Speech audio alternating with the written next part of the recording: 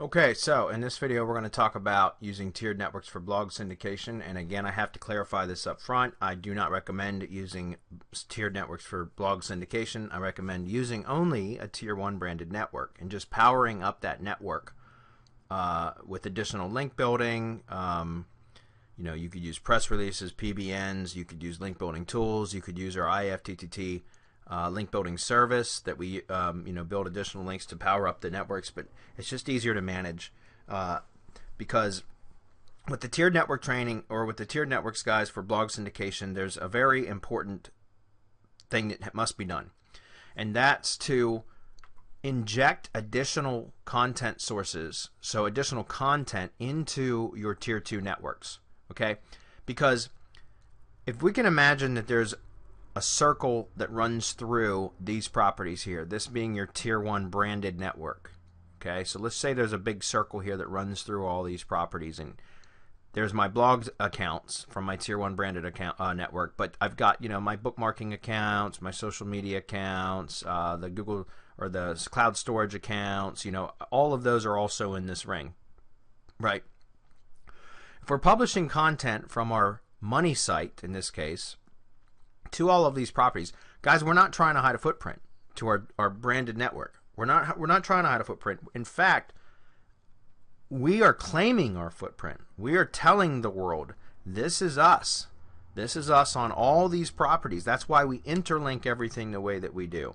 That's why all the content that we publish from our main money site, our blog, has the attribution link that points back to the original source, which is the blog. Because we are distributing our content, pushing our content, sharing our content out across all of our other branded properties. They're extensions of our brand. So we are claiming our footprint. We're planting a flag in each one of those properties with our logo on it and saying, hey, here we are too. Here we are also, right? And so we're not hiding a footprint to our branded network. We are claiming it. That's perfectly okay in Google's eyes. In fact, it's encouraged, guys. When you create a post on your blog and you go share it to Facebook, or you share it to Google+, or you tweet about it, or you share it to LinkedIn or whatever, you're doing the same thing.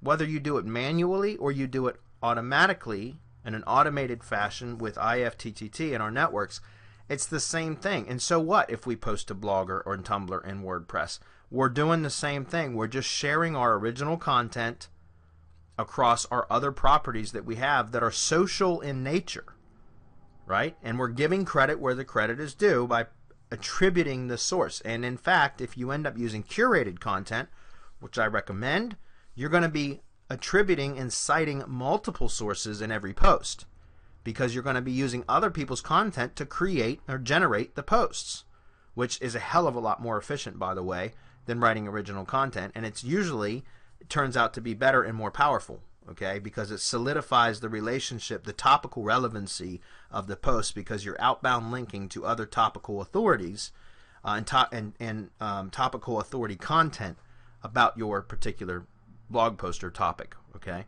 So that's, again, if you want to learn more about curation, go to curation.semanticmastery.com, pick up Curation Mastery. I got an entire training course specifically teaches how to curate properly and how to create a content marketing business. And especially when you combine with IFTTT syndication networks, it's very, very powerful for a content marketing business alone, and also just for SEO purposes. You can use it just for SEO purposes as well.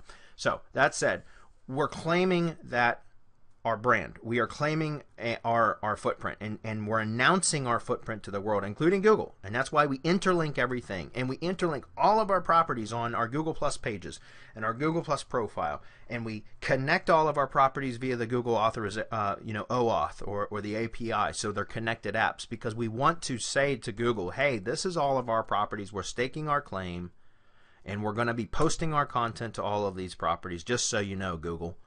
Okay, and that's perfectly okay. Where the problem arises, or potential problem arises with using tiered networks, is that these are persona-based networks. They're not brands networks. And what these networks would be doing is basically republishing content from our tier 1 Blogger, tier 1 Tumblr, and tier 1 WordPress to an entire another network that's just a persona-based network that is not our brand. There's no connection directly to our brand other than through the content that is published on these networks. That's clearly being done to manipulate search, right? That's clearly being done for link building purposes, which the only reason why you build links is to manipulate search, to manipulate the search results, to get higher rankings, right?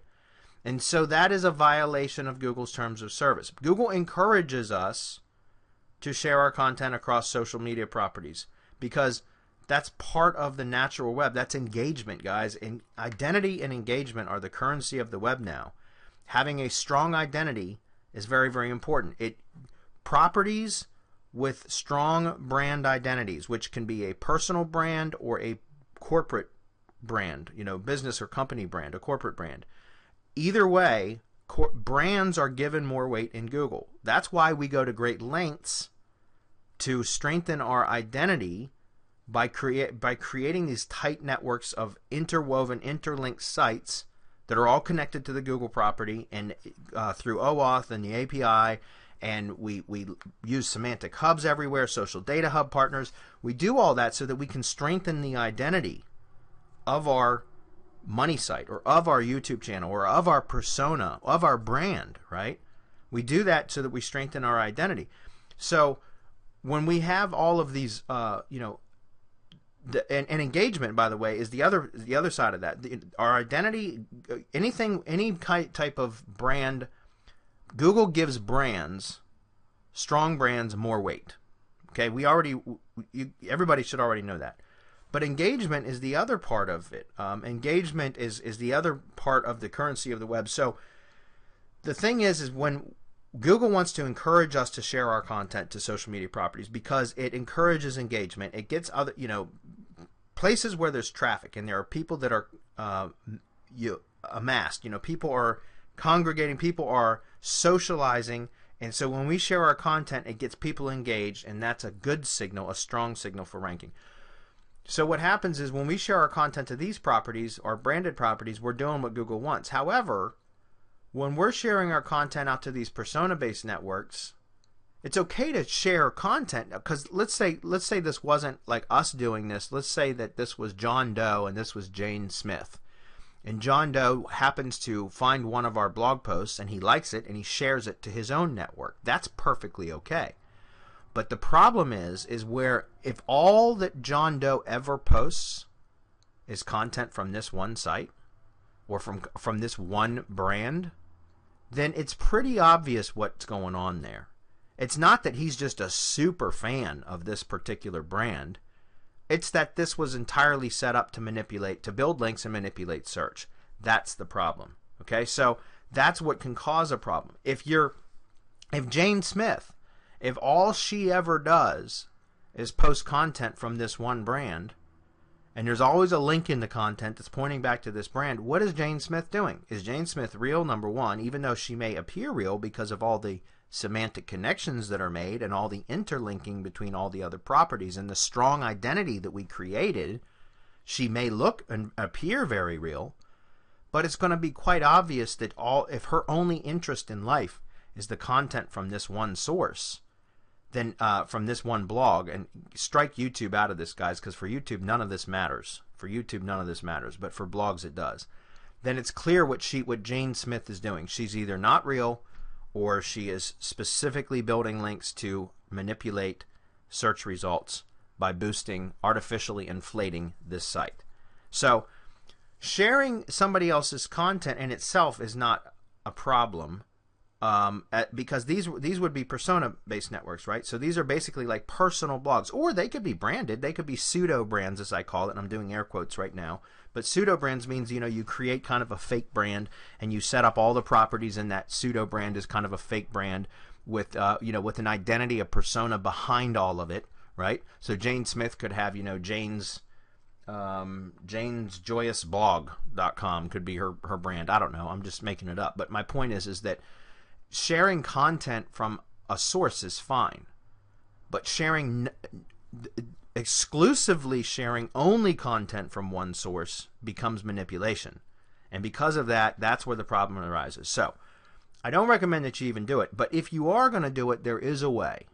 And the way is to inject additional content sources to be posted on the Tier 2 networks. And we can do that using other RSS feeds. Okay, so for example, let's say that this money site blog is about, oh, I don't know, let's say that I'm doing this for a roofing client. Guys, I always like to use home improvement related analogies or examples because I do a lot of work in that industry. Okay, so let's say that this is a roofing site, and there's a blog on the site, and they're using the blog to build links and distribute content to their Tier 1 network about roofing stuff.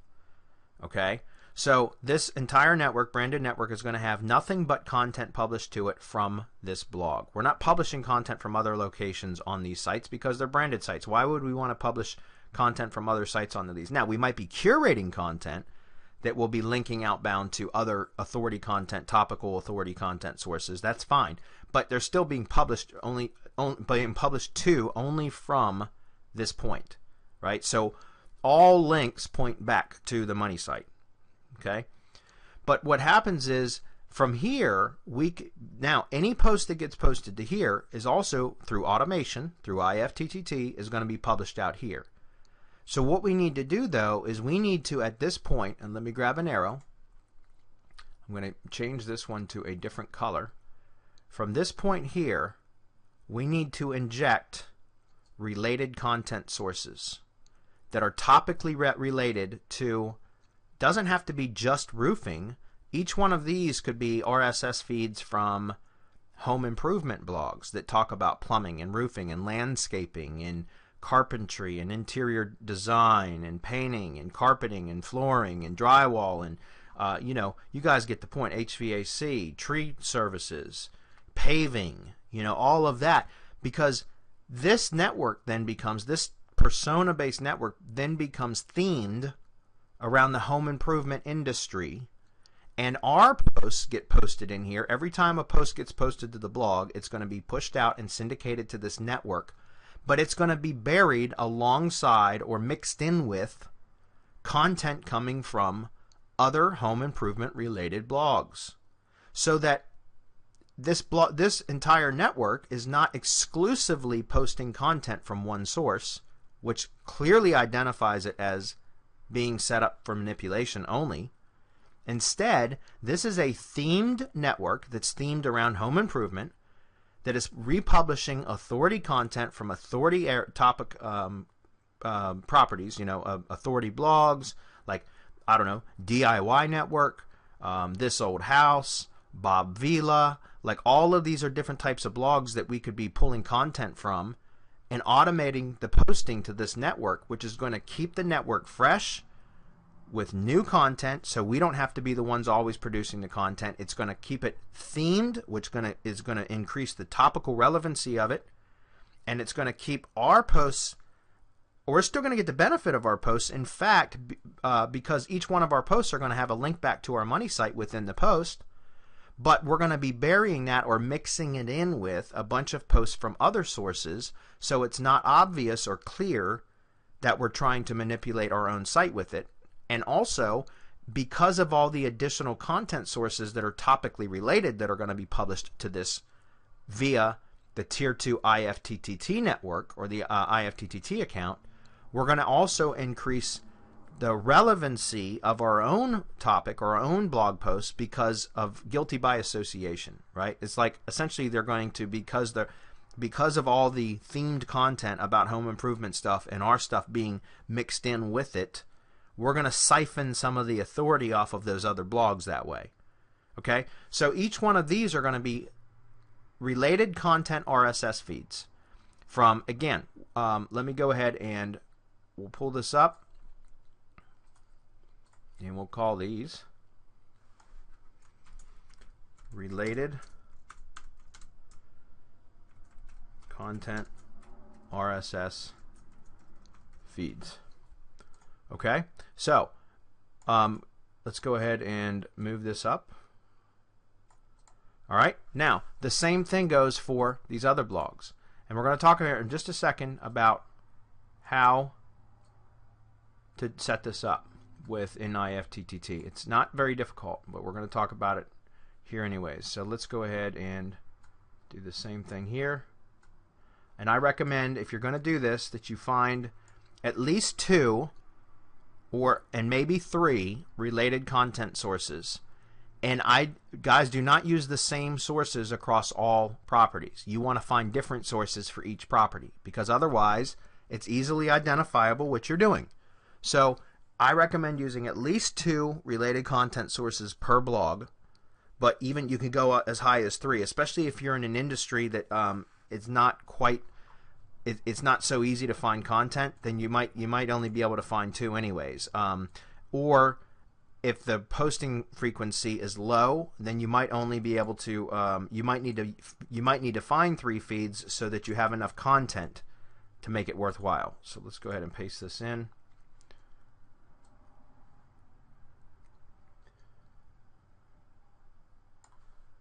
And we could probably do the same thing over here.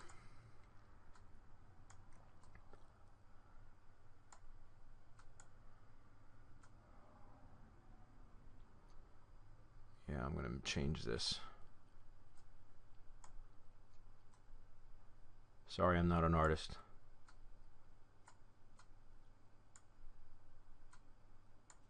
Okay. All right, so here we go. So if you're going to do this, guys, just remember it's okay to do it for money sites. I don't recommend it, because the problem is now, let's say that we've got 15 total recipes, RSS2 recipes. I don't know what the actual count is, but based on all the properties in the network, remember, we have to set up a recipe to trigger each property, to publish to each property, right? It's going to be, we have one full set of recipes using our Tier 1 Blogger RSS feed to trigger this network. So if we have 15 properties in our IFTTT network or channels connected to IFTTT, right? We're going to have 15 RSS2 recipes. One RSS2 recipe for each property, like RSS2 Bitly, RSS2 Blogger, the Tier 2 Blogger, right? RSS2 Google Drive, RSS2 Delicious, RSS2 Tumblr. You guys get what I'm saying.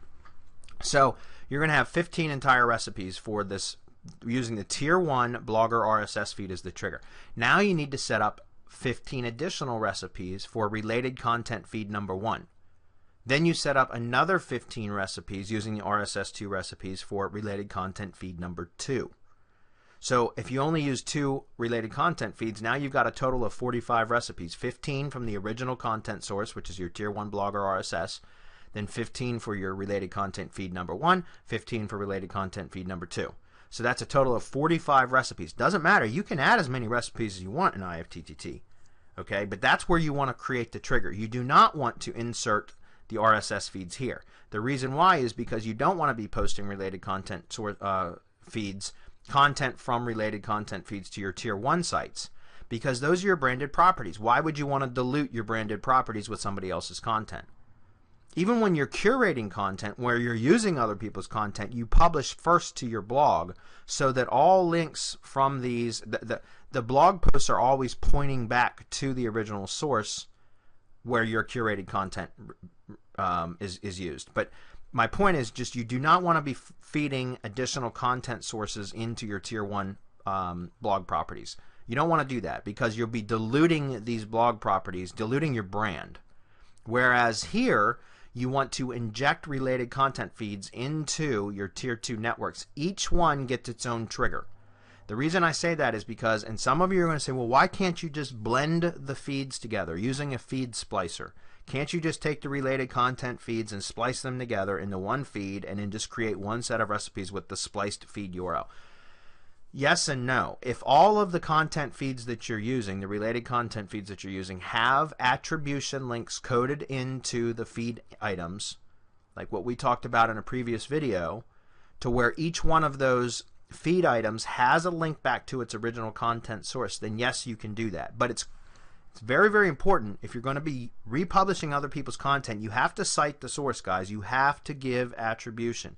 You have to give credit to the original publisher and provide a link back to where that content was originally published. And so therefore, every single time you go select an RSS feed, a related content RSS feed that you've identified one that you want to use in your tier 2 networks, you got to go check that feed. Look at it in Firefox. Just copy the feed URL, go to Firefox, open up a new browser tab, paste it in, and look at it. Take a look at the feed items. If you see attribution link, content originally published here, link to the content. Original source here, article was originally published here first, blah, blah, blah, whatever. As long as you see an attribution link pointing back to the original content source in the feed item for each item in the feed, then you can use that just the way that it is, that feed just the way that it is. And if all of your feeds have attribution, then yes, you could just splice them together and do one set of recipes for related content feeds. However, a lot of the times you'll see a lot of RSS feeds do not have attribution already hard-coded in. So when that's the case, you have to manually code the attribution in to the link, or to the recipe, excuse me, NIFTTT. And we already talked about that in a previous video. In the IFTTT module, you'll see where I talked about creating recipes. It's in the RSS recipes training in the IFTTT module, and you'll see how I show how to code in a attribution link if you're using a content source or an RSS feed that doesn't automatically have an attribution link coded into the feed output. Okay, that's already been covered. Go back to the IFTTT module, look at the RSS recipe training, and you'll see where I covered that. So if you grab an RSS feed, related content RSS feed that you want to use to publish to your tier 2 networks, all you need to do is make sure that the feed items have an attribution link already coded in. If they do not, then you code it in yourself into the recipe so that every time you post or republish content from that feed, it's going to insert an attribution link to the footer of the content, pointing back to its original content source. And for that reason, you should, oftentimes you're going to need to set up a separate trigger recipe for each one of the content sources that you use, each one of the related content sources that you use, so that you can assure that they're all being attributed properly. All the sources are being cited properly, okay? That's why. So if you're doing 3 additional content feeds, you could potentially have 45 additional recipes plus your 15 original recipes, so you would end up having 60 recipes. It's not that that's a problem, it's just a bit time consuming. However, if you're using the recipes that we provide for you, the only thing that you would need to do is copy the recipe URL, paste and go in the browser window, and then edit the recipe field to code in the attribution if it wasn't already present in the feed, if that makes sense. So the same thing goes, guys, for these. I don't think I need to rehash it. You just, again, you'd want to inject additional content feeds, related content feeds, to be publishing at Tier 2B, which is your Tumblr network. It's being fed originally from Tumblr, and then lastly for Tier 2C, which is your WordPress network. Now, guys, if you're using Medium, which is an optional site, but if you're using medium.com as another one of your blogs, you could set up a whole nother arm of this. For another, you would essentially, if I had room at the bottom, I would have pointed it down and put Medium down here, down at the bottom. These are based on the original networks. So that's why I have just the Tier 1 Blogger, Tumblr, WordPress. But if you're using Medium for blog syndication, then you could absolutely have another network around blog, another Tier 2 network around Medium.com, and you set it up the exact same way. Okay, so hopefully that makes sense, guys. This is something that the questions come up over and over and over again.